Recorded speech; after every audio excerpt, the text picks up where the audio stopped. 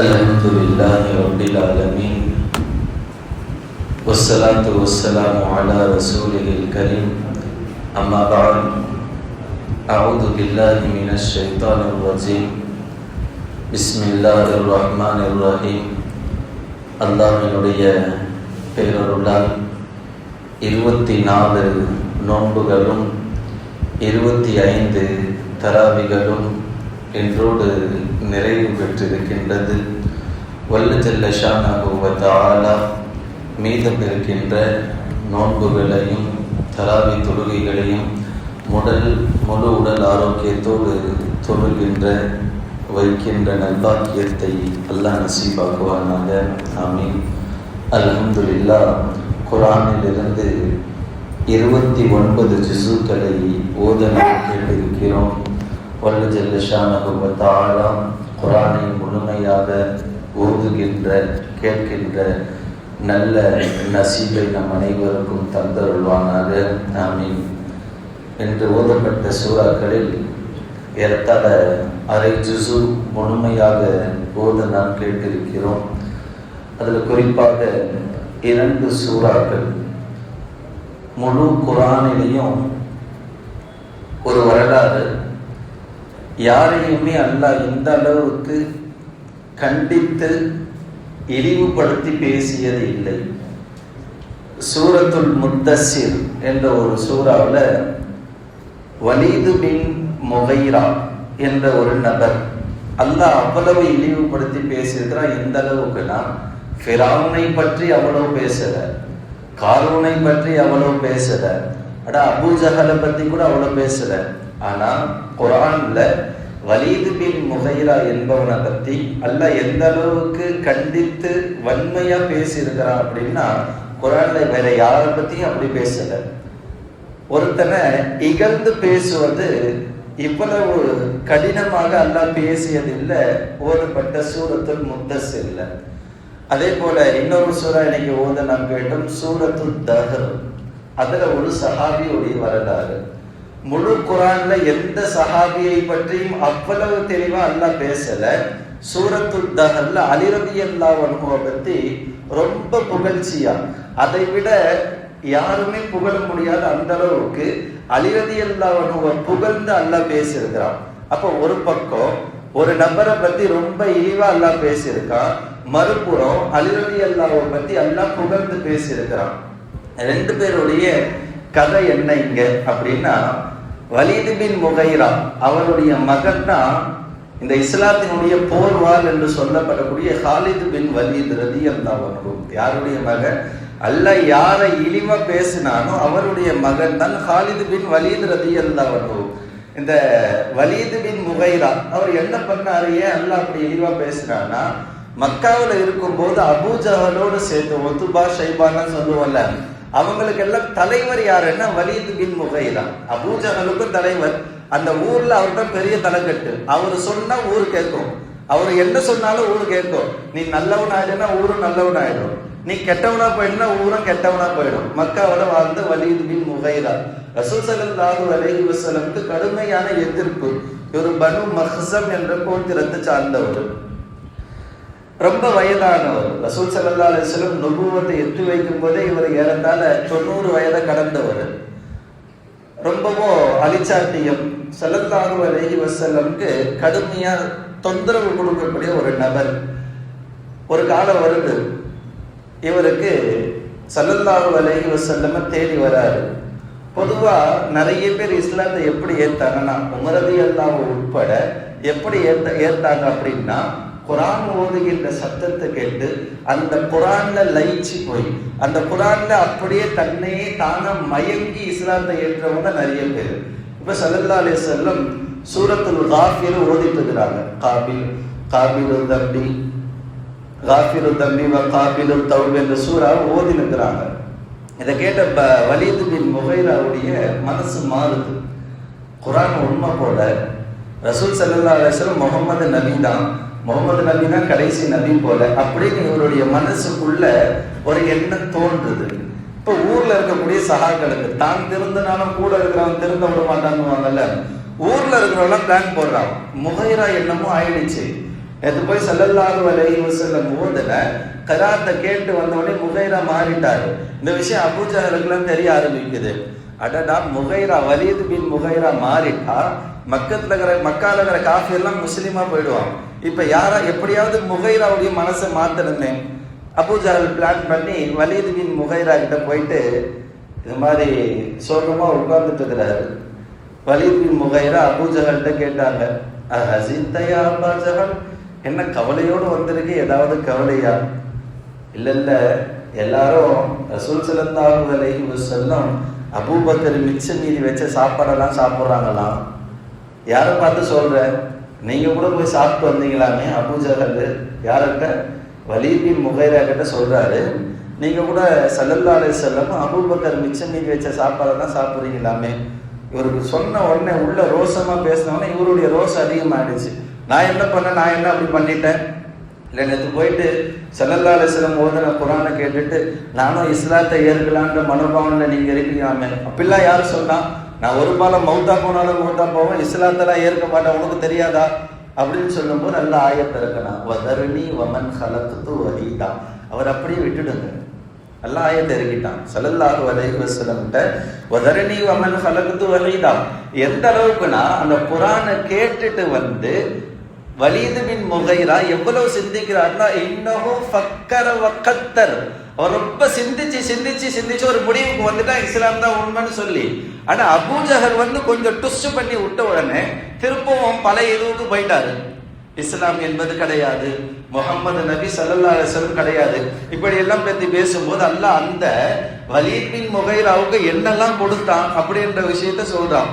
வஜஅல்து லஹு மாலம் மம்தூதா, அவருக்கு நிறைய செல்வாக்கு கொடுத்திருந்தான். எந்த அளவுக்குனா, அவருடைய சொத்து மட்டும் ஒரு வண்டியில நிக்க வச்சா மக்காவுல இருந்து தாயிஃப் வரையும் இருக்கும். வரலாறுல இப்படி எழுதுறாங்க, மக்கத்த இலா தாயிஃப், மக்காவுல இருந்து தாயிஃப் வரையும் இருக்கும். உம்ரா ஹஜ்ஜி செஞ்சவங்களுக்கு தெரியும், ஏறத்தாழ ஒரு 100 கிலோமீட்டரை தாண்டி அவருடைய சரக்கு கப்பல் நிக்குமா. அவ்வளவு பணத்தை கொடுத்தான். வபனீன ஷுஹூதா, 10 பிள்ளைகளை, ஆண் பிள்ளைங்களை கொடுத்தான் அல்லாஹ். ஏன்? அவர் வயசானவர், வயதான காலத்துல யாரும் அவரை கைவிட்டுட கூடாதுன்னு ஒன்னு விட்டா 10 பேரை கொடுத்தான். ஷுஹூதா, அவங்க கூடயே இருக்கிறவங்களா ஆக்கினான். மக்காவில இருந்து வெளியூர் கூட போக மாட்டாங்க. 10 பிள்ளையும் அப்படியே அவங்களுக்கு பாடி கார்டு மாதிரி வலீத் பின் முகைராவுக்கு இருப்பாங்க. அப்படியெல்லாம் கொடுத்து நீங்க எனக்கு மாறு செய்யற, வதர்னி வமன் ஹலக்து வஹீதா, அவங்கள விட்டுட்டு நான் பார்த்ததுன்னு நல்லா சொல்லிட்டான். ஸல்லல்லாஹு அலைஹி வஸல்லம் ஹிஜ்ரத் செஞ்சு மதீனாவுக்கு போறாங்க. மதீனாவுக்கு போன பிறகு 3 ஆண்டுகள்ல வலீத் பின் முகைரா வஃபாத்தா போறாரு, மௌத்தா போறாரு காஃபிராகவே. எத்தனை வயசுல? 105 வயசுல மௌத்தா போனாரு. அப்ப கடைசி காலகட்டம் வரையிலும் ஸல்லல்லாஹு அலைஹி வஸல்லம் அவங்கள தொந்தரவு கொடுத்த சீண்டியதுல பெரும் பண்டு வலீத் பின் முகைராவுக்கு இருக்குது. இவங்களை பத்தி அல்லாஹ் என்ன தண்டிச்சு பேசுறான்னா, இவரை விட்டுடு, இனி இவர் தனிதான், எல்லா இடத்துலயும் தனியா இருப்பாரு, நரகத்துல இருந்தாலும் கூட அவருக்கு ஸ்பெஷலா தண்டனை இருக்குது, அவரு கூட யாருமே சேர மாட்டாங்க, அந்த அளவுக்கு அல்லாஹ் தனியாகிட்டான். இப்படி ஒரு நபரை பத்தி கண்டித்தும் அல்லாஹ் பேசுறான். இன்னொரு விஷயம், சூரத்து தஹர்ல அலி ரலியல்லாஹு பத்தி அல்லாஹ் பேசுவான். நமக்கு எல்லாம் ஒரு முன்மாதிரி செய்தி. அவங்கள பத்தி பேசுற மாதிரி குர்ஆன்ல வேற எந்த சஹாபியும், அட ஹதீஜா ரலியல்லாஹு அன்ஹா ஸல்லல்லாஹு அலைஹி வஸல்லமுடைய ஜோடி எப்படி இருந்துச்சுன்னு கூட அல்லாஹ் பேசியது கிடையாது. ஆனா அலி ரலியல்லாஹு அன்ஹா ஃபாத்திமாவுடைய ஜோடி எப்படி இருந்துச்சு, அவங்க வாழ்க்கையினுடைய பேர் எப்படி இருந்துச்சு அப்படின்னு அல்லாஹ் ஜல்ல ஷானஹு தஆலா குர்ஆன்ல சூரத்து தஹர்ல கடைசியா சொல்றான். ஃபாத்திமா அம்மா ஆசைப்பட்டு ஒரு மாதுளை பழம் கேட்பாங்க. நம்ம வரலாறு கேள்விப்பட்டிருப்போம். ரொம்ப கஷ்டப்பட்டு சம்பாதிச்சு அலி ரலியல்லாஹு ஒரே ஒரு மாதுளை பழத்தை வாங்கிட்டு வருவாங்க. நம்மெல்லாம் இன்னைக்கு கேட்டு ஒரு நாள் வாங்கி தரலன்னா வாங்கி தர வரையும் வீட்டுல கொட்டு விடாத கதை தான். ஏதாவது ஒண்ணு பேசிட்டே இருப்பாங்க. அதை தாண்டி நம்ம என்ன செஞ்சாலும் பேசுவாங்க. அவங்க கேட்டது 10 ரூபா பொருள் தான் இருக்கும். நம்ம 100 ரூபா பொருள் வாங்கி வந்து கொடுத்தாலும் கூட அவங்களுடைய நான் கேட்டதை நீ வாங்கி தரல, இப்படிதான் இருக்கும். ஃபாத்திமா அம்மா ரொம்ப ஆசைப்பட்டு கேட்கிறாங்க. கடுமையா உழைச்சி ஒரே ஒரு மாதிரியை வாங்கிட்டு வராங்க. வீடு அங்க இருந்து வீட்டு கிட்ட அன்பு மனைவிக்கு காதலோடு எப்படியாவது கொடுத்துடணும். ரொம்ப நாள் ஆச்சு, கேட்ட உடனே எல்லாம் போடல. ஃபாத்திமா கேட்டு ஒரு நீண்ட நாளுக்கு பிறகுதான் இந்த மாதுளை பழத்தை வாங்கிட்டு வராங்க. வரக்கூடிய அந்த நேரத்துல வீட்டுக்கு போறதுக்கு கொஞ்சம் முன்னாடி ஒரு யாசகர் வந்து பசிக்குதுன்னு கேட்டாரு. நம்மளாம் என்ன பண்ணுவோம், அவர் வரும்போதே தூக்கி பாக்கெட்ல விட்டுடுவோம். ஏன்னா கேட்டுற போற நம்ம கொடுக்க மாட்டோம். மனைவிக்காக வாங்கினத ஊருக்காக கொடுப்போமா? இந்த ஸ்பெயின்ல ஊரை அழிக்கணும் எப்படின்னு பார்த்துட்டு இருந்தான். வெளிநாடுகள்ல இருந்து யகூதிகளும் நஸ்ரானிகளும் வந்து பாக்குறாங்க. வந்து பார்த்தா ஸ்பெயின்ல எல்லாம் ஒற்றுமையா இருக்கிறாங்க. இப்ப போனா ஸ்பெயினை காலி பண்ண முடியாது. கடைசியா ஒரு தூதர் போகும்போது ஒரு வாலிபன் ஆத்தோரமா நின்று அழுதுட்டு இருந்தான். என்ன வாப்பா அழுவுறேன்னு அந்த வந்த தூதர் கேட்டாராம், தூதுவர். அப்ப அவர் சொன்னாரா, என் காதலிக்காக நான் ஒரு மோதிரம் வாங்கினா தண்ணீரை போயிடுச்சு, அதனால நான் அழுதுட்டு இருக்கிறேன். இப்பவா ஸ்பெயின் அட்டாக் பண்ணா கைப்பற்றிடலாம் அப்படின்னு வரலாறு எழுதுவாங்க. அதனால மனைவிக்காக வேண்டி ஆசையா வாங்கின பொருளை யாரும் விட்டு தரவும் மாட்டாங்க, மற்றவங்களுக்கு கொடுக்கவும் மாட்டாங்க. போய் அவங்க குட் நேம் எடுக்கணும்ல. ஆனா ஃபாத்திமா ரலியல்லாஹுக்காக நீட்ட ஆசையோடு வாங்கி வச்சிருந்த அலி ரலியல்லாஹு ஒரு யாசகம் கேட்ட உடனே எடுத்து கொடுத்துட்டாங்க. ஃபாத்திமாட்ட போறாங்க. சொன்னா நம்ம வீட்டு அம்மா என்ன சொல்லியிருப்பாங்க, ஆமா என்னோட யாசகம் ஒன்று முக்கியமா போயிட்டானா, ஆம்பளை கேட்டானா பொம்பளை கேட்டாலா அப்படின்லாம் கேள்வி வரும். ஆனா ஃபாத்திமா ரலியல்லாஹு சொன்னாங்க, நீங்க அஹ்சன்த நல்லது செஞ்சீங்கன்னாங்க.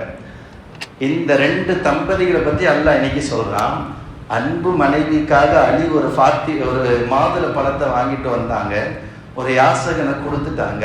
பார்த்த ஃபாத்திமா அஹ்சன்த யா ஜௌஜா, கணவரே நீங்க நல்லது செஞ்சிட்டீங்க அப்படின்னு. நீங்க இந்த ரெண்டு தம்பதிகளை பத்தி அலி ரலியல்லாஹு இது சிறப்பானவங்க. அலி ரலியல்லாஹு ஒரே ஒரு மாதுளை பழத்தை கொடுத்ததுக்காக அல்லாஹ் சொல்றான், நான் உனக்கு சொர்க்கத்தை கொடுக்குறேன், நான் உனக்கு சொர்க்கத்தை கொடுக்குறேன். எவ்வளவு பெருசு!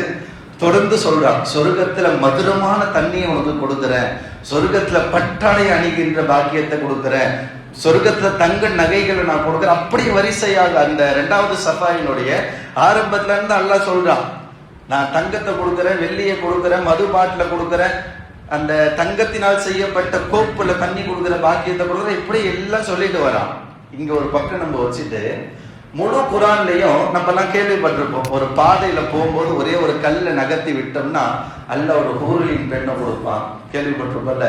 ஹூருலின் எப்படி இருப்பான்னா, இந்த உலகத்தினுடைய முழு அழகிகளுடைய ஒரே ஒரு பாகத்துல அமைச்சோம்னா, உலகத்துல எல்லா அழகிகளையும் கூப்பிட்டு ஒரே ஒரு இமேஜினேஷன் பண்ணா எப்படி இருப்பாங்களோ அதை விட பல லட்சம் மடங்கு அழகா இருப்பாங்க ஹூருலின் பெண்மணிகள்.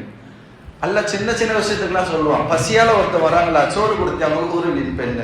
ஆனா அவன் கெட்டது செய்யறானா, மனசளவுல அதை நீ பாவம்னு நினைச்சியா அவனுக்கு ஹூருலின் பெண் அப்படின்னு அல்லாஹ் நமக்கெல்லாம் சொல்றான். ஆனா அலி ரலியல்லாஹுவுக்கு உலகத்துல இருக்கிற எல்லாத்தையுமே கொடுத்துட்டான். சொர்க்கத்தை கொடுத்துறான். சொர்க்கத்துல இருக்கிற நல்ல மதுரத்தை, தங்கத்தை, வெள்ளியை எல்லாம் பட்டாடைய கொடுத்துட்டு, ஆனா அலிக்கு மட்டும் ஹூருலின் பெண்ணை நான் தந்தேன்னு அல்லாஹ் சொல்லல. ஹூருலின் பெண் உனக்கு இருக்கிறாங்கன்னு சொல்லல.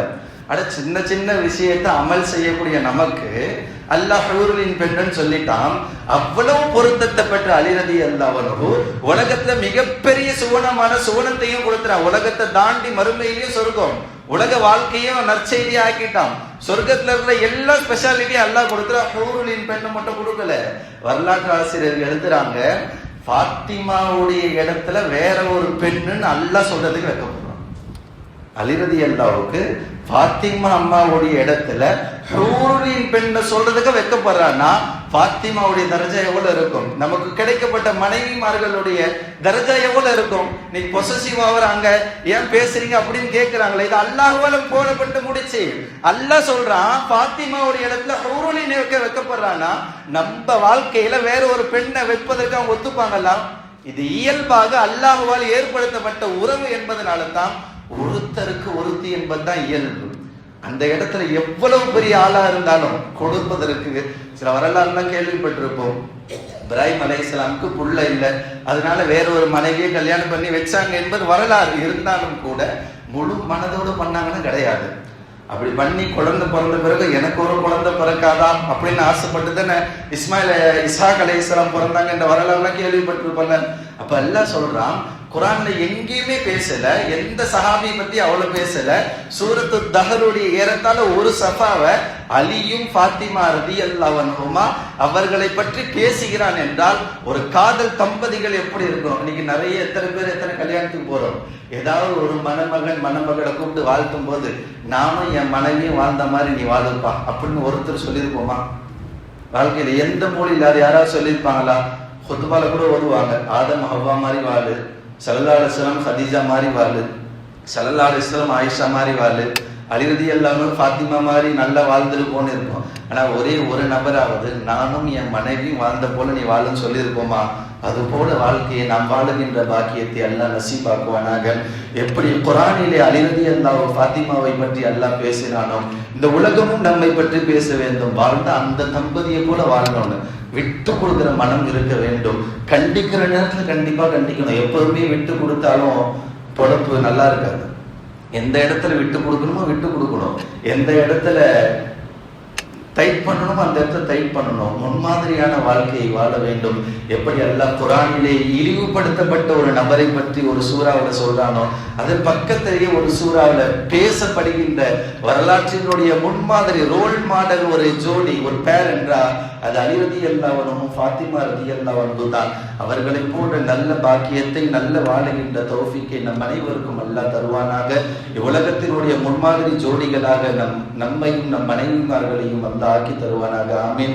இன்றைய தராவி ஆரம்பம் முதல் கடைசி வரையிலும் யார் ஈமானோடு இஹ்லாஸோடு தொழுதார்களோ அல்லாஹ் ஜல்ல ஷானஹு வ தஆலா தொழுத அத்துணை நபர்களுக்கும் கபருடைய வேதனையை முழுமையாக அகற்றுவதற்கு தான் பொறுப்பேற்றுக் கொள்கிறான். கபருடைய வேதனையே இல்லை. நம்ம எல்லாம் ஜட்ஜ்மெண்ட் பண்ணிக்கலாம். அல்லாஹ் நம்ம மீது ரஹ்மத்து செஞ்சுட்டான். நம்ம தொழுகை ஈமானோ இஹ்லாஸோ சேர்ந்ததாக இருந்துச்சுன்னா ஜட்ஜ்மெண்ட் நம்மளுடைய கபர் வேதனை கிடைக்காது. ஏன்? அல்லாஹ் பொறுப்பேற்றுட்டான்ல. அட நம்ம கூட இருக்கிற நம்மளை விட கொஞ்சம் உயர்ந்தவங்க பொறுப்பேற்றுட்டாலே அவர் கூட இருக்கிறாலும் தைரியமா இருக்கும்ல. அப்ப வேதனை தர ரப்பே வேதனை இல்லை என்பதற்கு பொறுப்பெடுத்து கொண்டானே. வல்ல ஜல்ல ஷானஹு வ தஆலா மீதமுள்ள தராவிகளை முழுமையாக அதனுடைய நன்மாரங்களை பெற்றுக்கொள்கின்ற நற்பாக்கியத்தை நம் அனைவருக்கும் தந்தருள்வானாக. ஆமீன். வ ஆகிரு தஅவானா அல்ஹம்துலில்லாஹி ரப்பில் ஆலமீன்.